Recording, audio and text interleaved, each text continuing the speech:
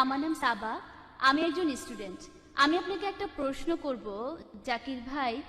একজন পুরুষ বেহেশতে গেলে হুর পাবে, অর্থাৎ আয়তলোচনা সুন্দরী সে পাবে, কিন্তু নারী বেহেশতে গেলে সেখানে সে কি পাবে?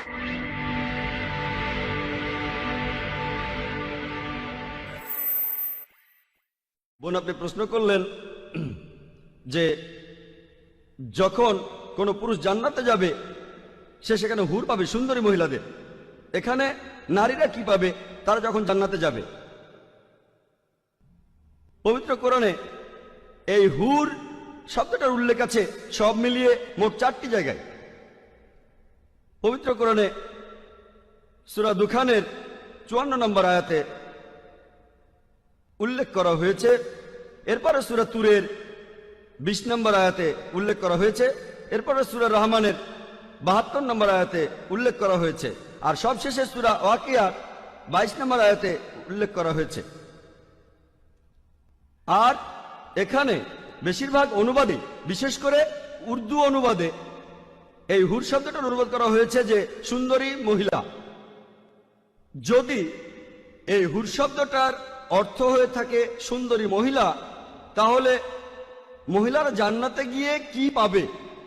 সত্যি বলতে এই হুর শব্দটা হলো বহুবচন, এক বচনে হাওয়ার, যেটা পুরুষের জন্য প্রযোজ্য, আর হাওয়ার এটা নারীদের জন্য প্রযোজ্য। এখানে আসলে হাওয়ারের চারিত্রিক বৈশিষ্ট্য বোঝানো হচ্ছে। এর অর্থ বড় সাদা সুন্দর চোখ। এখানে বিশেষ করে সাদা চোখের কথা বলা হয়েছে। একই ধরনের আরেকটা শব্দ রয়েছে আজওয়াজুন মুতাহারাতুন, কোরআনের অনেক জায়গায় আছে।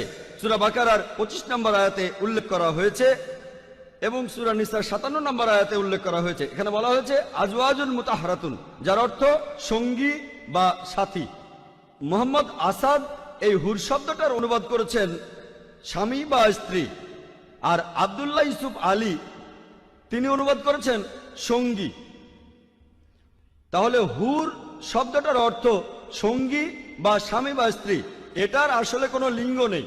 পুরুষরা জান্নাতে গেলে ভালো মহিলা পাবে যাদের চোখ বড় আর সুন্দর, আর মহিলারা পাবে ভালো পুরুষ যাদের চোখ বড় আর সুন্দর। আশা করি উত্তরটা পেয়েছেন।